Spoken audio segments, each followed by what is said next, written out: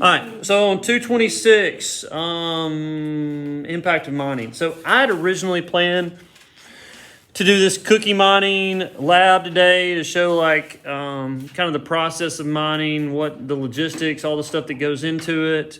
And then I thought, I need to do this other thing. So we've got this computer assignment we're going to work on today. Basically, you're going to go in and you're going to look at, compare different watersheds. It's a simulation. And you're going to look at how different watersheds with different types of development, how they let water either soak in or water runs off. And so I thought that was good. And we talked so much about soil and water, how it's important to have good soil. And we're getting into the effects of urbanization, which is what's on tomorrow's agenda. And so I thought that would be better placed. And we're starting energy next week. So hopefully, what's the date? Friday should be our test on Unit 5. Tomorrow and Wednesday, we'll finish up notes. This is probably the biggest unit out of all the units this year. I mean, in terms of just amount of content. So you guys, hopefully y'all been studying over the break, which I know you haven't. But if I were y'all, I would not wait till Thursday or Wednesday and start studying. So I would get your review on, make sure you understand the concepts we've talked about, so you're not behind. Anyway, next week we start energy. Energy has to do with coal, oil, natural gas, all the different types of energy. And I thought, well, we'll already be talking about coal then, so I'll push the cookies back to next week. So we'll do cookie mining next week one day, and all will be well with the world, and that'll be okay. But that's why we're not doing it today. Antonise, I know that's why the only reason you returned. Them's the breaks. All right, let's see here. As easy access to minerals are depleted, what are minerals?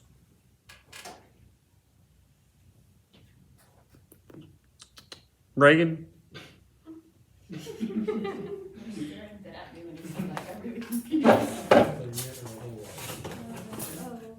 All right, who knows what minerals are? Mineral.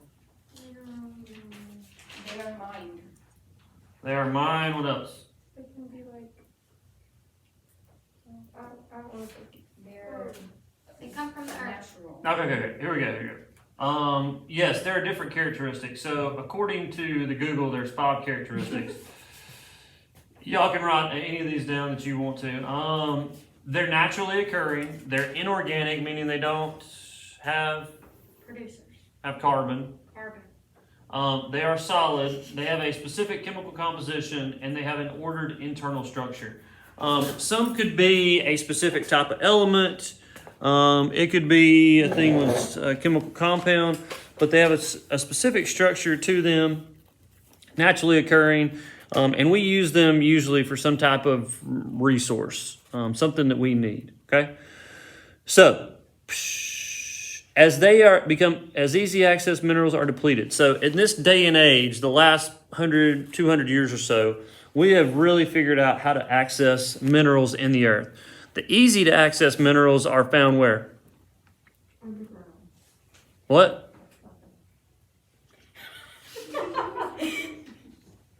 Right. Where are the easy to access minerals? On the surface. Thank you, Damar. Yeah, they're pretty close to the surface. They're easy to get to. They're not floating in the air. I mean, they are under the ground a little bit, but close to the surface. So, as they become depleted, more ores are mined. What is an ore? Glad you asked. 226. Ores. Read that for us, Reagan. Redeem yourself.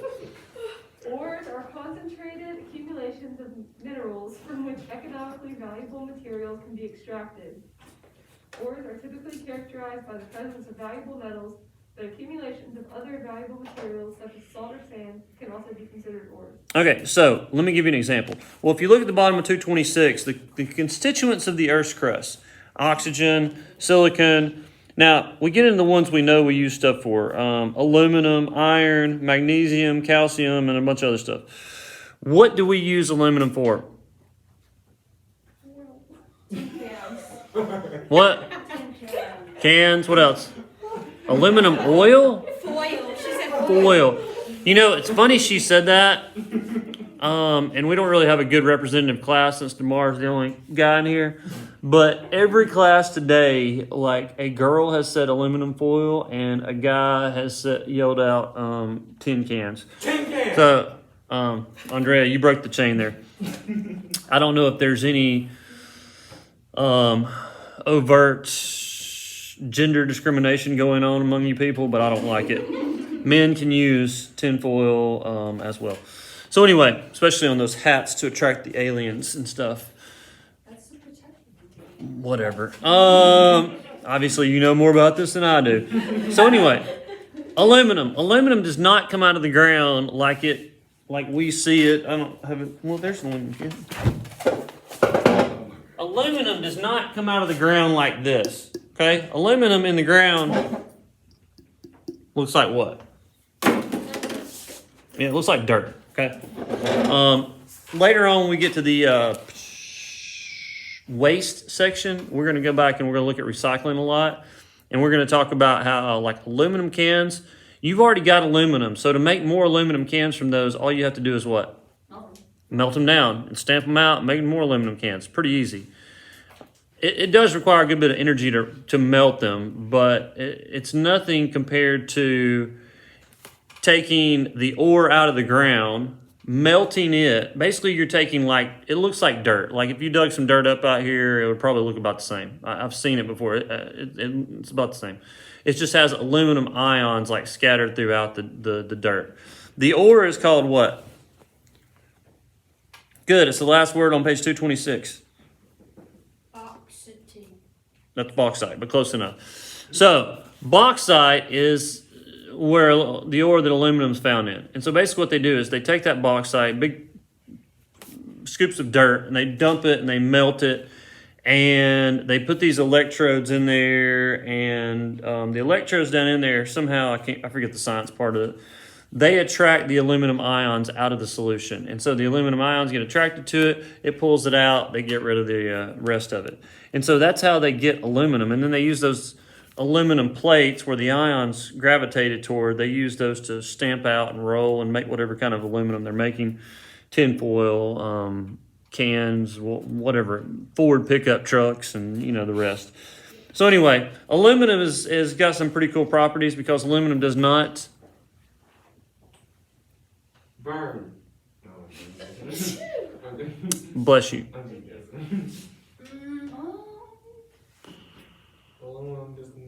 Rust. Good. I see you've got some experience with this. So aluminum doesn't rust. It's also not magnetic, which is kind of weird. I'm sure Mr. Bolton can tell you why, but I don't really care. Anyway, it takes 20 times more energy to get aluminum from bauxite, the ore, than it does recycled cans. And you'll notice at the top of page 227 here, they've got a list of global reserves remaining and U.S. reserves remaining of each one of these elements or metals. Aluminum there's a lot of global reserves. We don't have much. You notice there's a bunch of ones that we don't have any of. Where do we get those resources from then? Overseas. We get them from other locations, other countries. And what that means is we're really dependent upon those other countries for getting those resources. We've got quite a few of some things, lead, copper, iron. I'm sure we could tear down half the rest of Birmingham and get plenty of what? Birmingham used to be known as the Steel City, but I was right. you were right. James Spann, if you ever hear him talk about weather, he's like, we're here high atop, what's the mountain?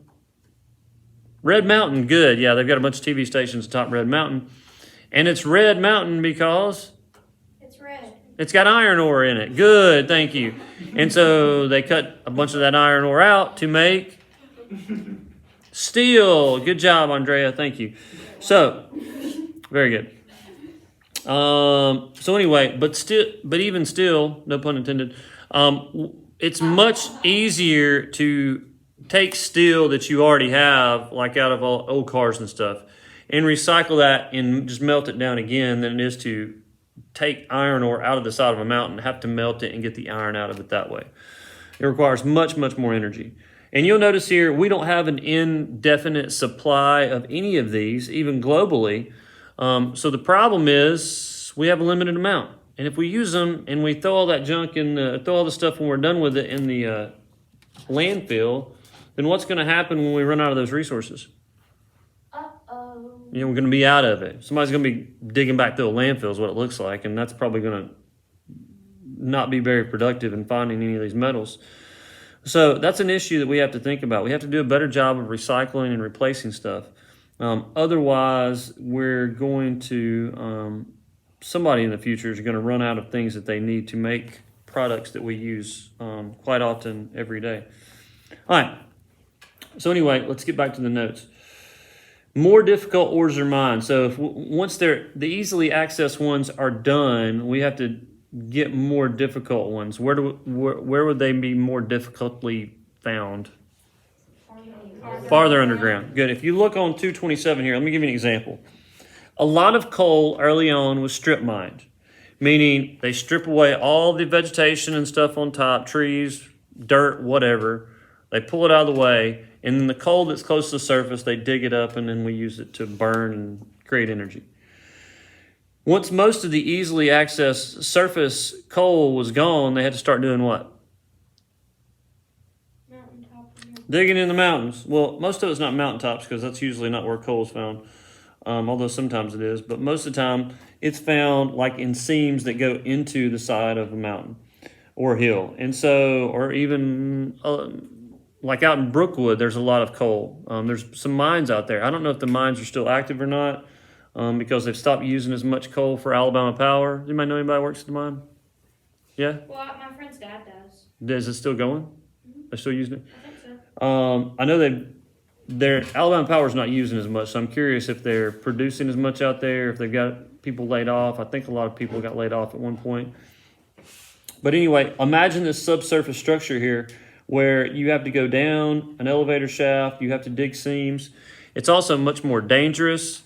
In the late 90s or early 2000s, there was an explosion or a collapse out at the Brookwood mine.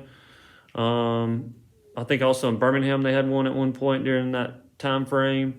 So back when I was growing up, when coal production was getting really going and was really high, like you'd hear about these mine collapses. And so that's another issue, not only cost, safety, all those are problems associated with coal mining. And also, what do you almost always find around coal and oil that's dangerous? Soot. Or like. Well, it's sooty anyway, but what do you find? Why did they send birds down into the coal mines? Gas. Gas. What gas? What gas is oftentimes found around oil and coal? CO2. What? Methane. So if you carry your little DeMar's bebopping down through the mine with his kerosene lantern and he runs into a little pocket of methane, what's going to happen? He's gonna catch on fire. Yeah, he's going to go boom. So that's also a big issue there, okay? So anyway, there's a lot of danger, a lot of problems associated with mining. More cost, more energy, more pollution to access those deeper resources. And so that's an issue. And as long as we keep using resources, we're going to have to keep digging up stuff. But keep in mind, there is a finite amount of resources, especially ones that are fairly easy to get to. Okay, next thing. Environmental surface mining. Removes organic material overburdened to access materials underneath. In the surface mine or strip mine that you see right there on 227, they've stripped away all the vegetation. What's the environmental problem there? You destroyed a habitat, yes. Now, when mining was done on strip mines historically, what did they do? Back into the day. Light on fire. What were they lighting on fire? I don't know either. What do you think they did? The miners. You think they put it back like they found it? Do you think they just left it and went on the next one? What? Probably just left it. Probably just left it, went on the next one. I didn't know what you were talking about. And historically, that's what happened. So in 1977, turn to page 229, the U.S. passed a law, and they said if you hateful people are going to keep doing this and ruining the land and not putting it back like you found it or as close as you could back to like you found it, then we're going to make you. Read that second paragraph on the right side of 229 for us, Simona. What am I reading? Second paragraph on the right side of 229. The surface. Right side at the top, 229. The surface mining control. Go to Mars, she's camera shy. The surface mining control and Reclamation Act. Reclamation Act of 1977 regulates surface mining of coal and the surface effects of subsurface coal mining.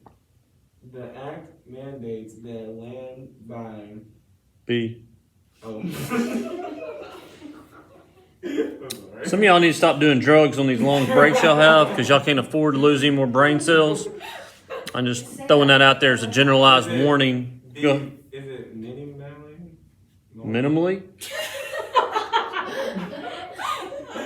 I overthink things. That's why I keep doing this. I overthink. Anyways, minimally disturbed during the mining process and reclaimed, whatever, after mining is completed. Okay, so basically what that said is, if you surface mine and you wipe away the vegetation and you get at some resource underneath that, then you are responsible for putting that soil and dirt and stuff back and then replanting it and trying to get it back as close as you got it, as close as it was to before when you mined it, which you would expect would be the normal thing to do. Like for a person who's at the store and they carry their stuff out to put their shopping cart back where it goes, or at least in one of those little things. You know what I'm talking about, Jacayla? You ever run into people who just leave their cart in the middle of nowhere? Oh, in the middle of a parking spot? That's the worst. I heard that. Somebody rolled one of our boats to the McDonald's parking lot. Wait. I work at the Publix in Northport. Oh, I understand that. Anyway, so yeah, it's called doing what's right. And so they had to pass a law and put that in place in order to make people do what's right, or you get a big fine and who knows what else. Hopefully like a public stockade or something might be more effective, but So they cut down the trees, or would they just take them out of the ground and like hold them until they were done? I'm sure if it was like a forested area, they probably would log it first and get money from the trees and then come in and clear everything off. And then the responsibility would be for them to move as much topsoil back in as they could, because the problem on a lot of these, and I've seen this like up where I grew up, you can tell where a lot of these mines were because it's fairly open land and there's not much growing there, which is not very characteristic of where I grew up. It's mostly forested. And so you can see it's very poor soil because they didn't put a lot of that dirt back and nothing will grow there. And so that's the issue. What you ideally would want, get as much topsoil as you could back on there, and then either plant it in grass and let it just recover on its own after something's holding the soil in place. Or a lot of people will plant pine trees because they grow really well, and then they can use those for growing tree farms basically. So something, but you're holding the soil in place, you're utilizing that area, you're not just letting it go to waste essentially, okay? So those are the environmental impacts associated with surface mining. So that's a big issue we have. Mining waste include soil, rocks, slag, tailings. Those rocks, slag, and tailings are just things that are left over. Because when you mine coal, I'm going to coal because we do this a lot around here, and this is one of the things that's mined a lot throughout the world for energy. You get a lot of rock out in the process. So it's not all like just coal in there. You've got to get a lot of shell or slate out that comes out with it that's found around it. I would love to go dig through one of these, they call them dumps, where they basically like they're digging down like the elevator shaft, or they're digging, trying to find a seam. And all the shell and stuff that they have, they just like dump it in these big piles. I really wanted to go through the one out in Brookwood, but I called them up and they wouldn't let me. I think they were afraid I'd get hurt on it. But why would I want to rubble through the shell that's out of a coal mine? The rock stuff. Maybe some funky stuff in there. How did the coal form? From? Would there be like some, Fossils. Yeah. Yeah. So that formed from plants and animals long ago. And so a lot of the impressions, you can find a lot of impressions of plants and animals in those rocks. So it's really a good place to go looking for fossils if you can get in there. I got a student, actually, a former student who works, I think he still works out there at Brookwood. Maybe I can get him to get us some fossils for class. Who doesn't like a good fossil for Christmas? Antonise, do you? Sure. Okay, then. All right, we'll get you one, Andrea, since you can appreciate it. All right, soil, make sure you put the soil back in place. The biggest problem there would be erosion, because if you disturb all that soil, you just leave it, then it's going to erode and wash into the streams and rivers. And so you want to get that back in place and plant something to hold it. All right, coal mining can destroy habitats, contaminate groundwater, surface water. That's a big issue. All up and down the Black Warrior River, there are old coal mines where they were just abandoned, and there's a lot of like acids and stuff that leak out of there because coal has a lot of sulfur in it. So that can affect the water. There's coal ash that's left over from where they burn the coal in power plants, like right on the river. They have these huge coal ash ponds that are like 600 acres, huge, where they put all the ash that's left over after they burn the coal. The problem is the coal, that ash and stuff has a lot of like mercury and lead and other heavy metals. So like the Black Warrior River Keeper and people like that watch out for the river, they're worried that a lot of those metals leach in or seep into the river, which would be a problem for us downstream. The power companies doesn't seem like they're too worried about it, but a lot of companies are only worried about their bottom line, so I don't know. They say it's safe, but if they said it wasn't safe, then that would be a big financial burden upon them. So that's, I don't know, we'll see. Release PM. PM stands for particulate matter. You don't need to know this. We're going to talk more about particulate matter when we get into air pollution. But anytime you see that PM, that's usually what that's referring to. As you burn or coal is mined and released, like little particles and stuff get in the air. And then if you breathe them in, it's harmful to you. Especially in the coal mining and the coal burning process. Or if you work in the coal mines, what do they get a lot that's bad for them? Black lung, thank you. Maybe pneumonia too, Sarah, maybe. But black lung results from inhaling all that coal dust. And it's just as it says, darkens the lungs. Similar to what you would see in someone who smoked for a significant amount of time. And methane, we talked about that. The more coal mined, the more is subsurface mine, which is more expensive, hence the price increase.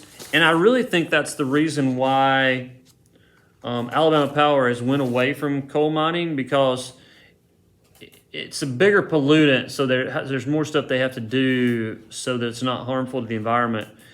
And because you have to get down in the ground so far to mine it out, it's starting to cost more than it used to.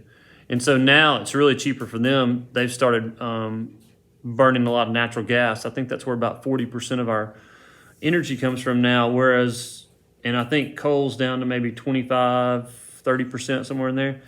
Where back in the day, like when I started teaching 20 years, how long have I been here? 18 years ago, coal accounted for about 55, 60% of our electricity. So it's changed quite a bit over the years, especially recently. All right, so here's what you're going to do. You're going to get your computers. You people at home, y'all know the assignment.